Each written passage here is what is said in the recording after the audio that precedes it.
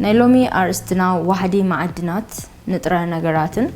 مثل زقاتمو زرعيو 15 زتفعلليو أكلاوي ملكتات كعبروكمية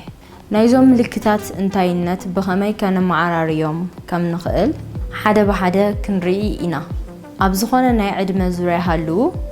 ناي ودسب أكلات بزتفعلليو 3 مغنياتات ناي تقنت معدنات نترى نجارات حترات كقاتمو يخلو إيوم مجمريا معنتهم كبيد مقدات وردوا سرح بوجبو مثل سال مسزابيو ولا كاتبو مجبي انت بلعهم أكلاتكم كافتة مجبو مجبي تأنت نزخونو نترى نجارات فلين موساد دهم خون يخلي كلاي مهنيات زخون دما نحموت مفراي حترات كقات من كليو نزل سيعبو دما أكلاتنا هم بعل فيتامين A, E, D, كين زبالو سبح زايد اليوم ناي فيتامين عينتات ناي ممت أو عقمي أيهلون سالساي مهنات دما نتمجبوهم مجبتات كم مسارتو تقنت زخونو معادناتن نترى نجاراتن زي حازو كم مخان نزتل علىون خوني خلي انبقر اتمهنيات زخونه يكون أكلاتنا نايزوم تقنتي زخونو نترى نجارات حترات مسقاتمو زرقيوهم ملكتات تماساسلت بمخانهم نزوم ملكتات تردينا جنا بأجو معراي بمقبر نزت حلالهو نيتعنا أجمات كاب مقلع بتعمي حجزنا بزخانة ناي معدنات تقنتي نترى نجاراتن حتراتن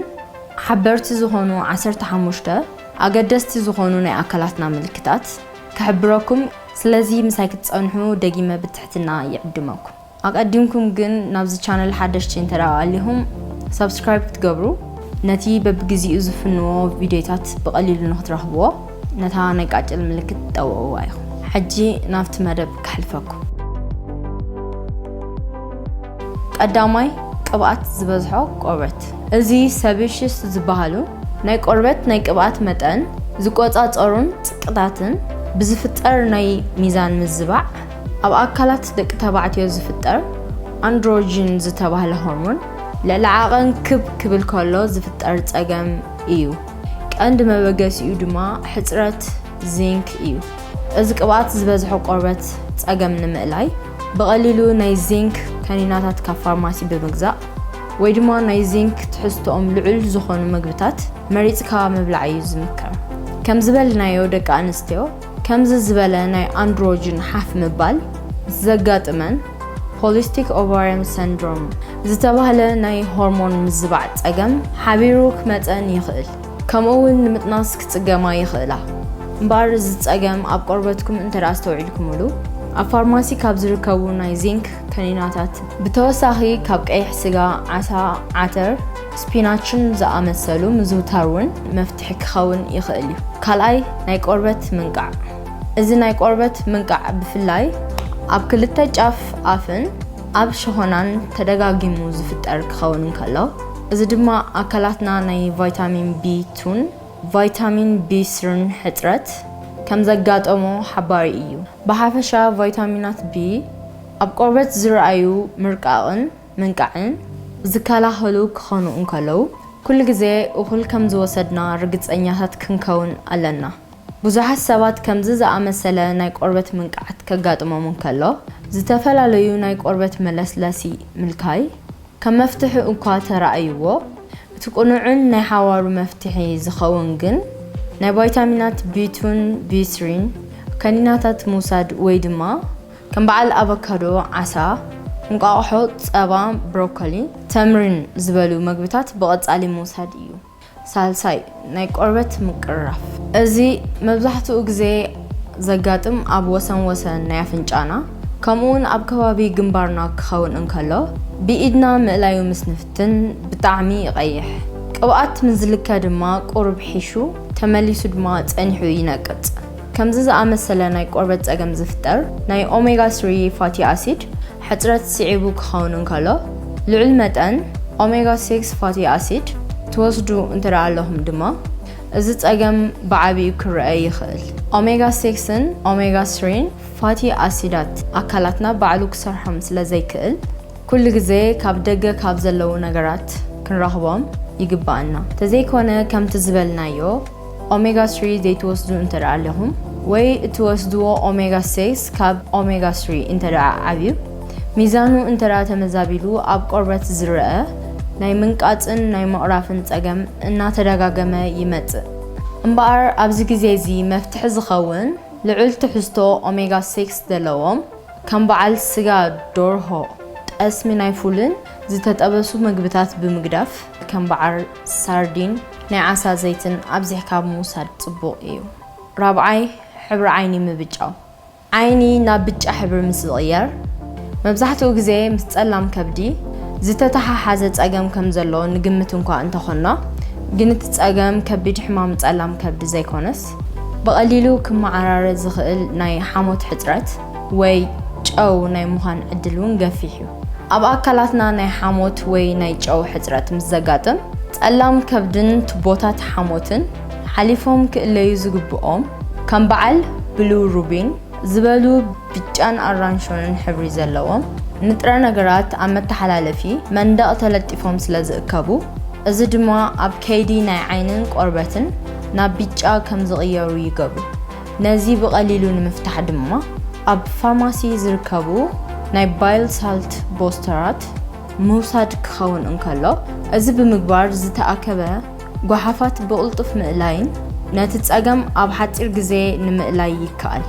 ሓምሻይ ኣብ ጽፍሪ ዝወፁ ጻዕዱ ሕንጻጻት ከምዚኦም ዝበሉ ጻዕዱ ሕንጻጻት ኣብ ናይ ኢድናን እግርናን ኣጻፍር ተደጋጊሞም ዝረኣዩ እንተደኣ ኮይኖም ኣካላትና ብናይ ዚንክ ሕፅረት ከም ተቆጥዐ ምርዳእ የድሊ ናይ ዚንክ ሕፅረት ብፍላይ ኣብዚ ሕጂ ግዜ ኣብ መብዛሕትኡ ሰብ ዝረአ ኮይኑ ሰብ ዝሰርሖም ምቁራት ምግብታትን ኣብ ፋብሪካታት ዝምስርሑ ናይ ካርቦሃይድሬት ፍርያት ኣብዚሕካ ካብ ምውሳድ ብቐጥታ ዝተራኸበ ምዃኑ እዩ ሽኮር ብብዝሒ ተህልኹ እንተኾንኩም ኣካላትኩም ካብቲ ትምገብዎ ምግቢ ዚንክ ናይ ምምፃው ዓቕሚ ስለ ዝስእን ከምዚ ዝበለ ጸገም ብቕልጡፍ ንምፍታሕ ድማ ናይ ዚንክ ከኒናታት ምውሳድ ወይ ድማ ኣቐዲምና ዝረኣናዮም ምግብታት ምውሳድ ከምኡውን ተህልኽዎ መጠን ሽኮር ምጉዳል ይግባእ ሻድሻይ ዘየቋርጽ ሰዓል ደረቕ ዝኾነን ብልምዲ ኣብ ጎሮሮን ከባቢ ኣፍልብን ሕርኽርኽ ይብለኒ ብንብሎ ዓይነት ንነዊሕ እዋን ተደጋጊሙ ዝረአ ሰዓል እንተደኣ ኮይኑ ናይ ካልሲየም ዋህዲ ወይ ድማ ምስ ናይ ካልሲየም ሕፅረት ዝተተሓሓዘ ምዃኑ ምፍላጥ ግቡእ እዩ ካልሲየም ልክዕ ኣብ ኣዕጽምቲ ድስማዓና ናይ ቅርጥማት ቃንዛ ከም ዝፍውሶ ኣብ ጎሮሮና ዘለዉ ቀለቤት ዝመስሉ ናይ ኣየርን ናይ ምግብን መተሓላለፊ እዚኦም መተሓላለፊ ትቦታት ዝተረጋገአ ብምግባር ናይ ውጥረት ስምዒት ብቕልጡፍ ፍኹስ ከም ዝብል ይገብሮም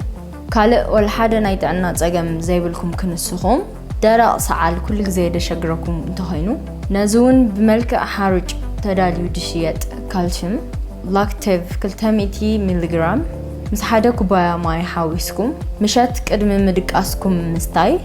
ነቲ ሰዓል ኣብ ሓፂር ግዜ ደው ከተብልዎ ትኽእሉ ሻብዓይ ምድማይ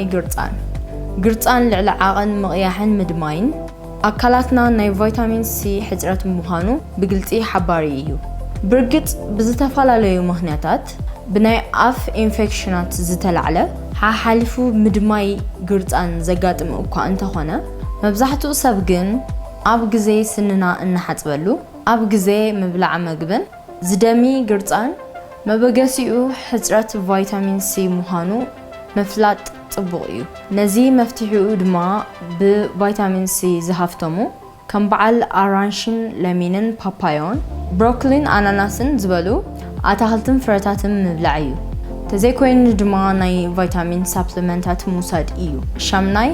ብምሸት ምርኣይ ምጽጋም ወይ ድማ ጋህሚ ኣብ ግብ ዝበለ ጸልማት ዘይኮነ ገና ዓይኒ ሕዝ ከብል እንከሎ ጀሚሩ ብዘይ ስክፍታ ንምንቅስቓስ መኪና ምዝዋር ዘይበቅዕ ናይ ምርኣይ ጸገም ዘጋጥመኩም እንተኾይኑ እዚ ሕፅረት ቫይታሚን ኤ ምዃኑ ምርዳእ የድሊ እዚ ናይት ብላይንድነስ እንብሎ ናይ ምርኣይ ጸገም ዘመሓይሹልና ካብ ኣትክልትን ፍረታትን ዝርከቡ ዘይኮነ ካብ እንስሳታትን ውፅኢቶም ዝርከቡ ናይ ቫይታሚን ኤ እንተኾይኑ ነቲ ጸገም ኣብ ሓፂር እዋን ምእላይ ተመራፂ ይኸውን ካብ ዘለዎ ኣማራፂታት ድማ ቢጫ ናይ እንቋቑሖ ክፍሊ ቀዳማይ ክኸውን እንከሎ ብተወሳኺ ድማ ከብድን ዓሳን ከምኡውን ልክዕ ከምቶም ካልኦት ንጥረ ነገራት ናይ ቫይታሚን A ሳፕሊመንታት ገዚእኹም ብምውሳድ እቲ ናይ ምርኣይ ፀገም ብቕልጡፍ ንምእላይ ይጠቅም። ታሽዓይ ምሕባጥ እግሪ ከምዚ ዝበለ ኢዴማ ዝተባህለ ምሕባጥ እግሪ እንተኣጋጢምኩም ኣካላትኩም ናይ ፖታሲየም ሕፅረት ከም ዘለዎ ምፍላጥ ኣለኩም። ኣካላትኩም እሁል ፖታሲየም እንተዘይብሉ ወይ ድማ ኣብ ኣካላትኩም ናይ ሶዲየም ወይ ናይ ጨው ሚዛን ዝተመዛበለ እንተራ ኮይኑ ኣብ ኣጋርኩም ፈሳሲ ንኽእከብን ምስቲ ትንክፍዎ ዝዓሙቕ ሕበጥ ይፈጥር። ኣብ ኣካላትና ኩሉ ግዜ ናይ ሶዲየምን ፖታሲየምን መጠን ዝተመጣጠነ ኮይኑ ክርከብ እኳ ዝግብኦ እንተኾነ ብዝተፈላለዩ ምኽንያት ብዙሕ ጨው ተህልኹ እንተኾንኩም ግን ብኡ ልክዕ ድማ ትወስዱ ናይ ፖታሲየም ዓቐን ክብ ከተብልዎ ይግብአኩም። ነዚ ድማ ኣወሳስዳ ጨውኩም ምምዕርራይ ከም ዘለዎ ኮይኑ ከም በዓል ኣቮካዶ፣ ባናና፣ ባልዶንጋ፣ ሓምላይ ቆፅሊ ዘለዎም ኣትክልትታት ብብዝሒ ምምጋብ ወይ ድማ ናይ ፖታሲየም ሳፕሊመንታት ብምውሳድ ነቲ ሕበጥ ብቕልጡፍ ንምእላይ ይከኣል። 10 ባህጊ በረድ ከምኡውን ደቂ ኣንስትዮ ኣብ ግዜ ፅግያት ዝኾናሉ ግዜ እዚ ናይ በረድ ባህጊ ናይ ኣይረን ሕፅረት ሓባሪ ምልክት እዩ። እዚ ናይ በረድ ባህጊ የጋጥም እዩ። እዚ ድማ ናይ ኣይረን ሕፅረት ሓባሪ ምልክት እዩ። ኣብዚ ግዜ እዚ ብቕልጡፍ ናይ ኣይረን ትሕዝቶ ዘለዎም ምግብታት ወይ ድማ ናይ ኣይረን ትሕዝቶ ዘለዎም ከኒናታት ምውሳድ የድልየና እምበር በረድ ደጋጊምካ ምቁርጣም መፍትሒ ኣይኮነን። ልዑል ናይ ኣይረን ትሕዝቶ ዘለዎም ምግብታት ድማ ቀይሕ ስጋ፣ ከብዲ፣ እንቋቑሖን ቀዳሞት እዮም። 11 ናይ እግርን ዳንጋን ቃንዛ ብፍላይ ኣብ ጭዋዳታት ዳንጋ ተደጋጊሙ ዝስማዓና ናይ ምሽምቃቕን ሙጣርን ስምዒት ዘለዎ ቃንዛ ኣካላት ናይ ማግኔዥየም ሕፅረት ከም ዘጋጠመ ሓባሪ ምልክት እዩ። ካልእ ኣካላዊ ፀገም ተዘያጋጢምኩም ዝተፈላለየ ስፖርታዊ ምንቅስቃስ ጌርኩምን ብኸምኡ ዝፍጠር ናይ ዳንጋ ቃንዛ ዘሸግረኩም እንተኾይኑ ብቕልጡፍ ከም በዓል ስፒናች፣ ሰላጣን፣ ፍረዱባን፣ ፉሉን ባናናን ዝኣመሰሉ ምግብታት ብምዝውታር ናይ ማግኔዥየም ሕፅረት ምፍታሕ ግቡእ ይኸውን። 12 ኣዝማ ናይ ኣየር መተሓላለፊ ሻምብቆታት ክሓብጡን ክፀቡን እንከለው ዝፍጠር ናይ መተንፈሲ ኣካል ሕማም ክኸውን እንከሎ ብዝተፈላለዩ ኣለርጂታት ንናይ ኣየር መተሓላለፊ ሻምብቆ ዘነድሩ ንንውሕ ዝበለ ግዜ ምስ ንቃላዕ እዚ ሕማም ኣዝማ ዝፍጠር ፀገም እዩ። ብርግፅ ኣዝማ ንምቁፅፃር እምበር ሙሉእ ንሙሉእ ንምሕዋይ እኳ ኣሸጋሪ እንተኾነ ብፍላይ ድማ ኣብ ዛሕልን ብርሃን ፀሓይ ብግቡእ ኣብ ዘይርከበሉ ግዜ ነቲ ፀገም ካብ ዘጋድዱ ነገራት ሓደ ሕፅረት ቫይታሚን ዲ ምዃኑ ምርዳእ የድሊ። ስለዚ ናይ ኣየር መተሓላለፊ ሻምብቆታት ሕበጥ ንምጉዳልን ሕማም ኣዝማ ምቁፅፃርን ቫይታሚን ዲ ብብዝሒ ምውሳድ ግቡእ ክኸውን እንከሎ ነዚ ድማ ናይ ዓሳ ዘይቲ፣ ቃንጥሻ፣ ቱና፣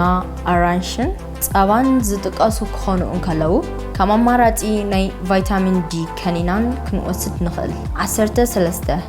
ናይ ታሕተዋይ ሕቖ ቃንዛ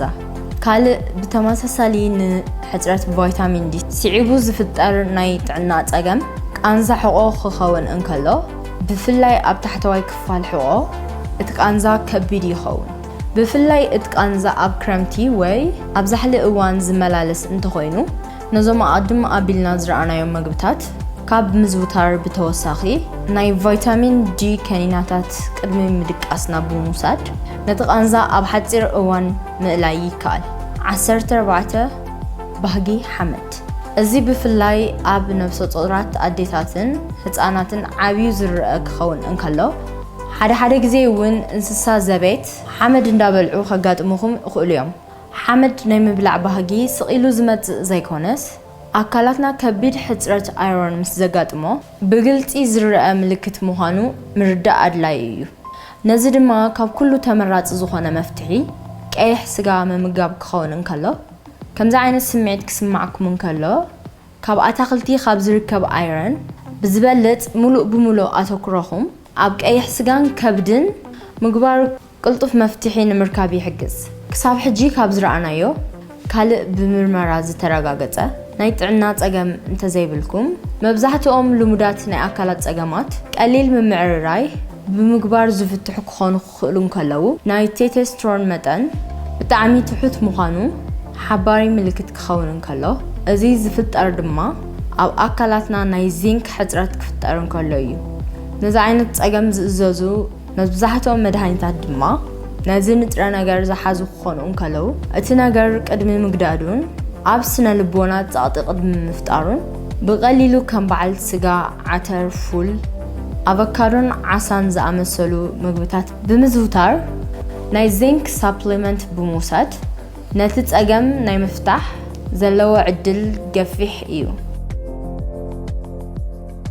እምበር ክቡራት ተኸታተልቲ መደበይ ብዛረብኩልኩም መደብ ተማሂርኩም ክትኮኑ ተስፋ ገብር ሕቶ ርእይቶ እንተደኣ ኣለኩም ኣብ ታሕቲ ጻሕፉለይ ነዛ ቪድዮ ተፈቲኹማ ላይክ ኣይትረስዑ ብኻልእ ትሕዝቶ ስጋብ ንራኸብ ሰናይ ንዓኹም